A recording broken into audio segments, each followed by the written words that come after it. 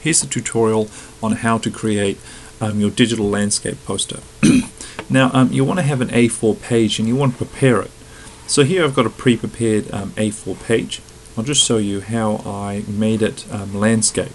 So if you go to File, New, and if you go to International Paper, click A4, you'll have your page there.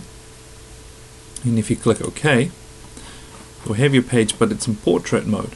So if you want to flip it, you go Image, so Image up there, rotate canvas, and you can go clockwise or counterclockwise. So you want to do it before you put any images in. So now you've got your page all set up. So you want to start putting your images in. So it can be photos. You can also take images of your typography, or even take photos or scans of your textures that you did. So from here, you want to now put your images in. So like I showed you in class, you can just drag and drop, and it opens up there. Go up to the top right. So go and then go Control A, Control C, click the page you're working with, and go Control V. And there it is. Okay. You want to make it smaller, you can go Control T. So if you go Control T, and hold Shift, and drag, you can change your images and start to put them all together. Okay. So from here, you want to remember Moholy-Nagy, the techniques that we looked at for her. You want to start applying them and using them and putting your digital poster together. So I'll just close this because I have a pre-prepared one already. So just down at the bottom here, I've got a pre-prepared one where I've dragged in some images. So at the bottom, at the back, you can make a black background. So that's quite easy. I'll show you how to do it now. If you just click this button down here, create a new layer, and then from there, if you go over here to the paint bucket tool, you can choose the color. So click that color, for example. It's a nice black one and a nice black background to work with. Okay. Other things I found handy was photographing your text, the textures in class you did. So here's one texture I photographed. Now it was in color, so this was all in blues and a slight green as well.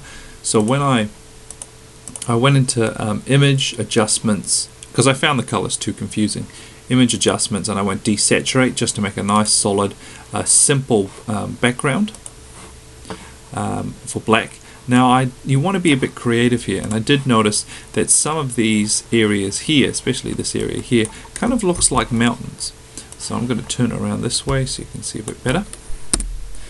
And you can start cutting out areas that you want to use. So for example, I went up to here, the selection part here. I went to there and I selected this part. So this looks like a little mountain part. So here are the little marching ants. Now I'm going to go Control C, or press Control C, and then Control V. And so just above it, just there, you can see that the portion I've cut out appears right above there.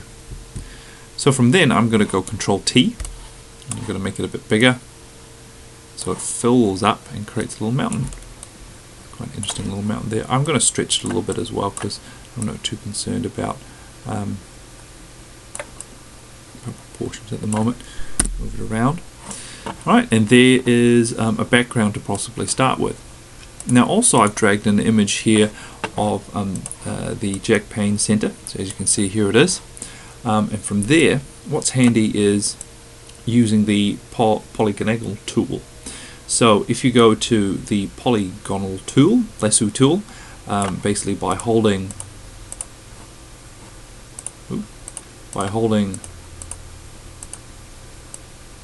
the mouse down and then selecting that tool there,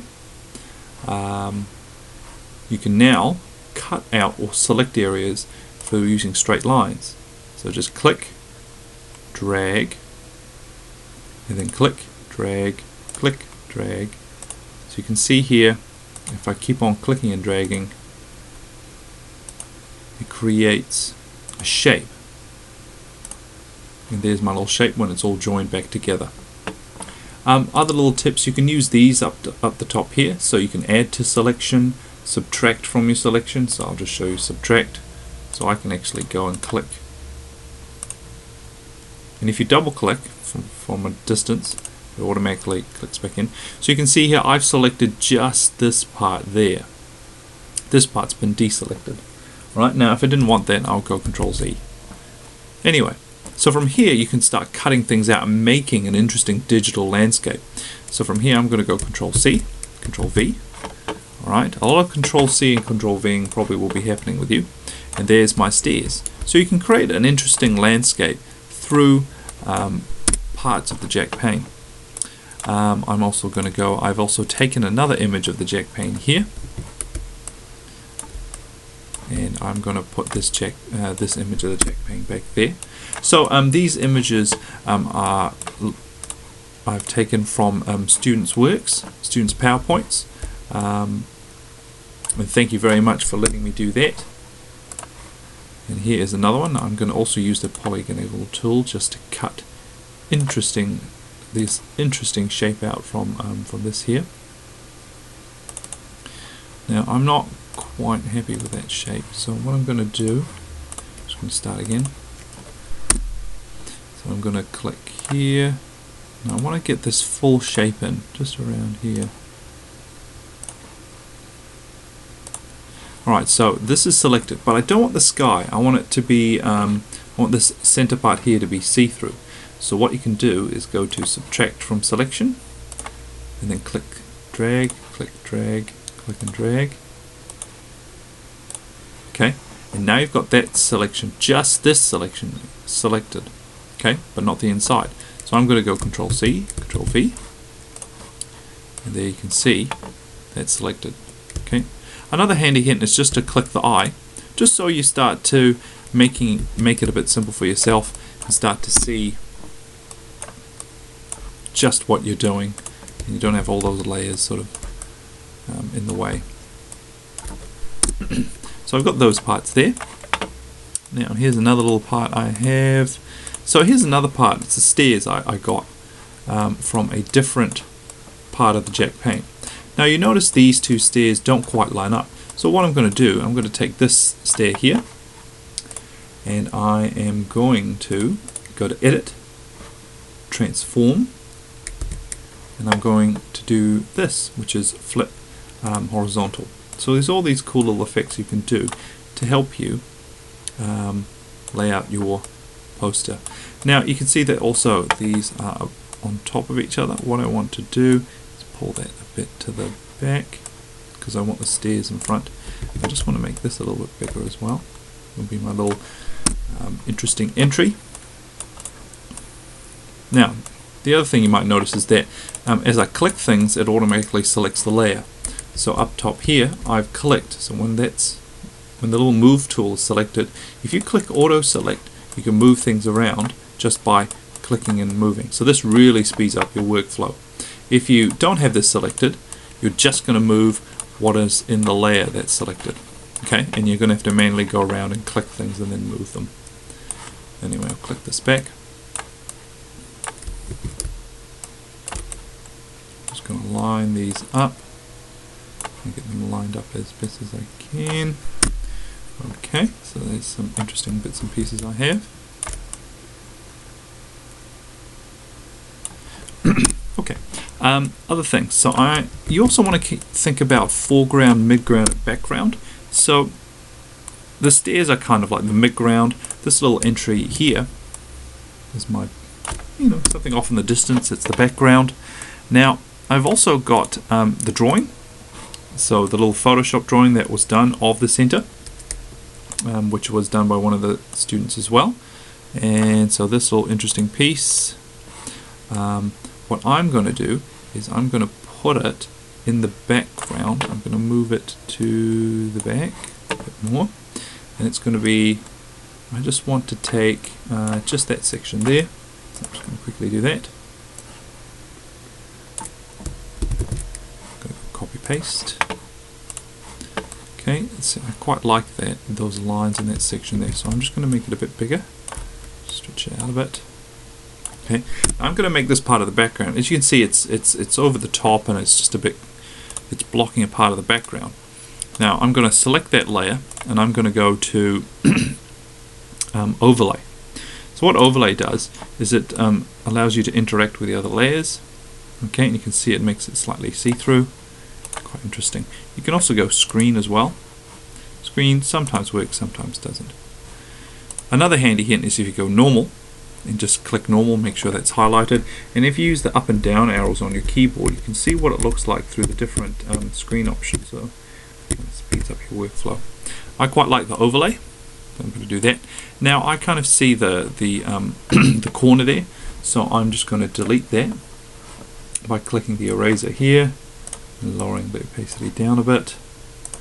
I'm just going to go there, going to make that brush a bit bigger. Just going to fade that in. Okay, you can see that creates quite an interesting effect. Stretch that a little bit.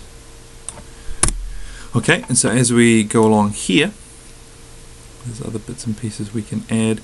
I'm just going to do a quick thing on the side here. So here's the part that I cut out. I just want to take a section of this part here. Go copy paste. And then I'm just going to make this a bit bigger. Like.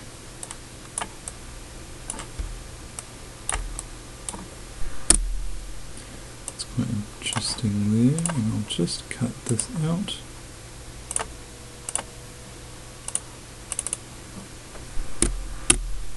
Okay.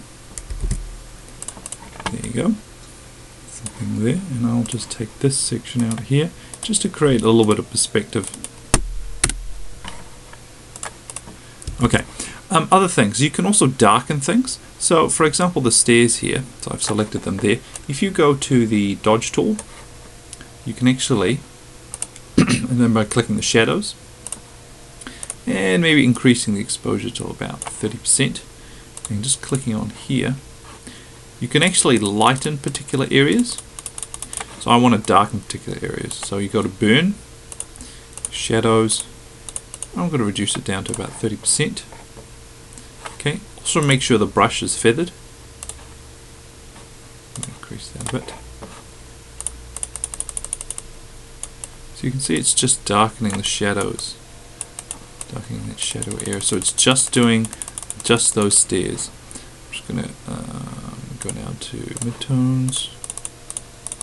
Just make that a bit darker. Go down to highlights.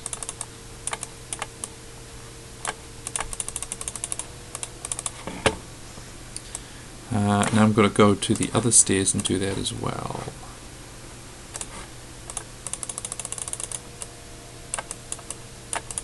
Anyway, so that's kind of darkened in, kind of made it look a little bit far away.